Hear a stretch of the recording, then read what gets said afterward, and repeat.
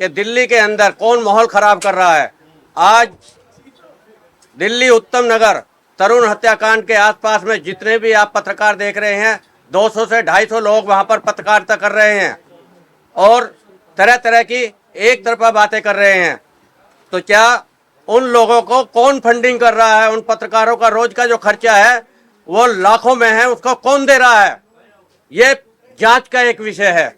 इसको एक तरफा रूप दिया जा रहा है, हिंदू मुस्लिम का रूप दिया जा रहा है। क्यों? ये परिवार दोनों राजस्थान से रहते हुए दिल्ली में आए हैं और लगभग करीब 50 साल से ये लोग दिल्ली में और साथ रह रहे हैं। साथ इनका कारोबार, साथ इनका बिजनेस और एक ही पेशा कर रहे थे ये लोग। फिर आज अगर इन दोनों भाइयों में आपस में झगड़ा हो गया, जिसमें एक के तरुण की हत्या हो गई है, वो और दूसरे पक्ष के भी लोग 3, 4, 5 आदमी जो हैं अस्पताल में भर्ती हैं, तो ऐसा एक तरफा कानून क्यों चल रहा है? भाई, देश में कानून है, देश में हमारे जज हैं, संविधान है, संविधान को मानने वाले लोग हैं। ये बजरंग दल के और अन्य साथी आरएसएस वगैरह इस तरह की जो ये संस्थाएं हैं, ये देश का ताना बाना भिन्न करने की कोशिश कर रहे हैं। मैं यही कहना चाहूँगा उत्तम नगर के निवासियों और दिल्ली वासियों से ही नहीं, पूरे हिंदुस्तान के, भारतवर्ष के जितने भी निवासी हिंदू मुस्लिम सिख ईसाई, सब लोगों से मेरी गुजारिश है कि ये जो विदेशी इस टाइम पे एक एजेंडा चल रहा है हिंदुत्व के आड़ में, इसको रोका जाए और तुरंत प्रभाव से रोका जाए। मेरी आप सबसे पत्रकारों से भी विनती है, मैं आपसे भी गुजारिश करता हूं कि आप हिंदुस्तान की एक आवाज है, इस आवाज को आप बुलंद कीजिए। बढ़ते हुए हिंदुत्व को, जो देश के लिए खतरा है, उसको रोकने की कोशिश कीजिए, ताकि हमारा हिंदुत्व, हिंदू मुस्लिम सिख ईसाई आपस में भाई भाई, ये नारा हमारा अमर रहे। इस नारे को अमर रखने के लिए हमारे नौजवान साथियों, नौजवान भाइयों से मैं पुरजोर गुजारिश करूंगा कि आप अपना संगठन सरकार के संगठित क्षेत्र में लेकर चलें। अपने संगठन ना बनाएं। संगठन हमारे पास पुलिस का है, संगठन हमारे पास जज का है, संगठन सरकार का है, तो हमें अपने एक निजी संगठन बनाने की आवश्यकता क्या है?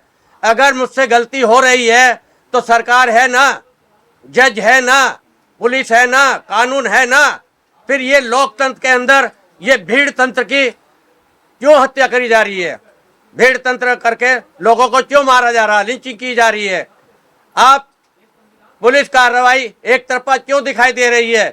क्यों लोगों को न्याय नहीं मिल पा रहा है?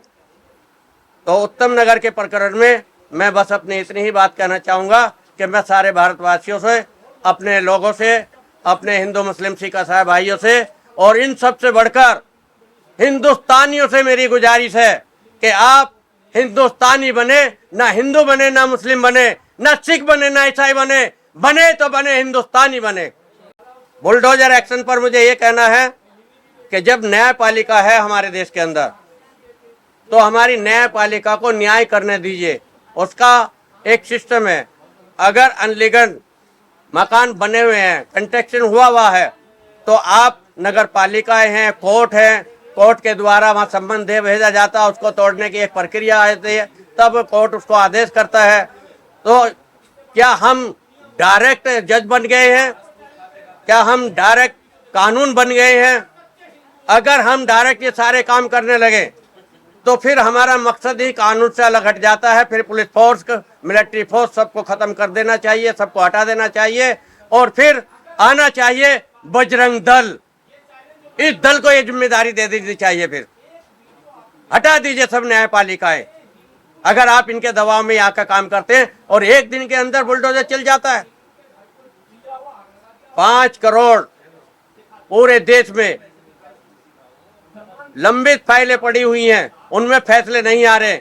लेकिन एक जो दोस्त थे, जो एक परिवार था, जो कभी एक साथ बिजनेस किया करते थे, उन लोगों में आज झगड़ा हो गया, एक आदमी उसमें मारा गया, कुछ लोग घायल हैं, तो उसको हिंदू मुस्लिम का रूप दे दिया गया। मैं अपने मीडिया कर्मचारियों से भी कहना चाहूँगा आज बड़े शर्म के साथ जो हमारी मेन मीडिया है उसको गोदी मीडिया के नाम से जाना जाने लगा। क्या आप अच्छा महसूस करते हैं? मीडिया के लोग इतनी डिबेट में बैठते हैं, हर आदमी के मुंह से निकलता है कौन गोदी मीडिया, गोदी मीडिया, गोदी मीडिया। क्या कभी आपको शर्म नहीं आती? अगर सोशल मीडिया ना हो तो लोगों को सच्चाई तक पहुंचने का रास्ता ही नहीं मिलेगा।